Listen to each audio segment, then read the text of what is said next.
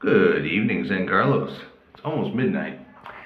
Almost missed a day of vlogging, and I'm sorry about that. It's been a crazy busy day. I've had nothing but bad luck today. I had my main fridge crap out on me because as I was defrosting the main freezer, I broke a line using the tool, which is something I have fired employees for back in Canada because I know better. So that ruined my whole day, and I got up really early to go to the market, get supplies. I had all my prep done by 9:30 a.m. I don't open till 2, so I was all like, yeah, why not defrost the freezer, have extra space, make more ice, and get in a 2-hour nap. I did. I woke up, I came downstairs, and I noticed, hey, why are things losing temperature in my fridge? Why is my freezer melting? Oh no, I broke a line! So, yeah, went into full-blown crisis mode. I just spent like 4,000 pesos on meat and vegetables and stuff. So that's my whole week's inventory. I don't want it to go bad. So kept the fridge closed, and there's enough ice built up in the ice box and other spots to at least keep the thing cold enough to keep things safe. And I was going to go and buy a fridge in a town that's only 43 clicks north of here, kilometers. So 20 miles. And I met an expat who maybe about a week ago, he has a little pickup truck style bongo, they're called here. And he's like, oh, anytime you need anything moved, call me, I'll do it. I want to make extra cash, blah, blah, blah, blah, blah. So I thought, okay, I'll call him out on it, see if he wants to. So he shows up around 4 o'clock. Now, in Canada, to go 40 kilometers is half an hour tops, and then half an hour back, maybe a half an hour to load. We should have been back by 6:30 at the latest. No. This is the Philippines, guys. Anything you think you know about travel here, non-applicable based on what you know from home. He's in a stick shift, and because of the winding roads and the trucks in front, sugarcane trucks, transports, slow ass bikes, he never reaches more than 40 kilometers to 50 kilometers an hour. So the 40 some kilometers takes us like 2.5 hours. And it starts to rain and get dark. So 6 kilometers from the destination, he doesn't feel comfortable anymore driving in the dark and the rain. And part of that I understand because he has no defrost in his new truck. So we're literally wiping his windows so he can see through the glass. I was just absolutely shocked.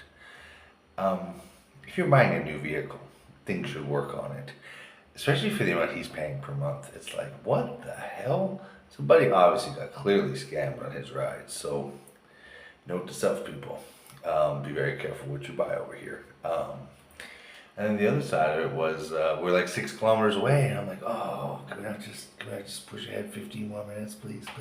Nah, wouldn't do it. And he's an old guy, so I don't want to pressure him and that. So, we turned around, came back without a fridge.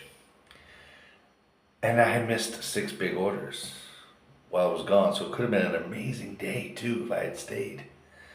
Now I found a really nice fridge and freezer combo, commercial grade and everything, but it's over on Sipawai Island, so I'm gonna get stuck paying an extra 2,000 or 3,000 pesos to put it on a tiny little boat so they can bring it off the island. And I'm just not sure I want to shell that out. So he said to me, the driver guy, oh, we'll do it tomorrow when it's daytime, but it might rain tomorrow. And if it's raining day or night, he's going to still have that same defrosting of the window issue, right? So I called the lady I bought the fridge from because I'm always seeing her selling refrigeration and freezers online. So I'm assuming she has a repair guy, and that's why she flips these devices. She does. So she's going to send someone over. I have my spouse willing to stay and hang out to hopefully fix the fridge I broke. But I went and bought, 100 pesos worth of ice, 10 tubes, and I just got everything coated in ice. And it's plastic still, so there's no water transfer, and the fridge closed. So at least overnight, I can keep some temperatures. Luckily, I learned a lot of tricks with fish, but it's so freaking hot over here. See, at least in Canada, I know a fridge would keep food cold overnight with some ice in it. But here with the hotness of the air, just when I leave my aircon bedroom, it's like a wave of heat just hits you and you instantly start sweating. The family's sleeping, so that's why I'm doing the blog outside of the bedroom. But no, it's just crazy, crazy day. So I missed the orders. I broke a fridge. I got to travel, 70 kilometers for nothing. I paid for gas. I'll pay for gas tomorrow too. I mean, it's not his fault, and I don't want him to not. Because we're supposed to go to immigration together next Monday. And to be able to go with someone with a vehicle is much more convenient than me getting on a bus. Now, at the same token, I still will take the bus if he backs out, but we both have to go at the same time. So my problem is with this broken fridge, it has now depleted the last of my reserves. So I need this week to be good or I'm screwed. So I got home and I cooked up a bunch of food that was defrosting just to get it out of the way. Pulled a bunch of beers out, and I noticed that because the beers were sitting in a shelf in the fridge, I guess once the shelf thawed, it cracked. So I'll now need to, glue that shelf all back together if I'm going to use that feature of this fridge. But I don't mind. If I get the second fridge and I still get the first fridge fixed, that first fridge will just become a beer fridge. I'll crank the heat and not care about everything else. Crank the cold, and that'll be that. But no, it's one of those things where I think I can't get a new fridge tomorrow. I'm going to be screwed for the week, that's for sure. I mean, I'll keep buying ice, and my supposed to say, why don't we get a cooler? My grandma has a cooler. Yeah, I know, but I looked at coolers. They're like $3K. I can go buy a secondary used fridge for $6. I mean, it makes sense to have something that plugs in, right? But of course, if I get that sip-away set, that's an industrial freezer and an industrial fridge. That would drain all my funds, but it would give me that sense of surety. And now once it's on mainland, I could sell it for more and turn a profit on it if I had to sell it off. But, and I guess there's a Canada Post strike in Canada, so I'm going to have problems getting any kind of mail, even if the family wanted to give me checks. They're probably not going to arrive in time, so I put a PayPal plea Gcash thing on yesterday's post, and I guess it was preemptive because I was already low on funds, and I was hoping I'd figure something out. But no, I'll do a bunch of food sales tomorrow just to get rid of the food that I've already bought.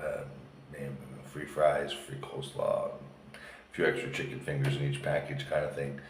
Because I just want to lose the food. I don't want to lose that investment. And at least if I turn it back into the money I spent on it, even if I have to close for the weekend because I don't have a fridge, I'll have a fridge by next Wednesday. It won't take me more than a week, I'm sure. But so I didn't get any more of the paperwork done today because when he came, I had him pick up Jeannie and Dora at her mom's because today was an immunization day.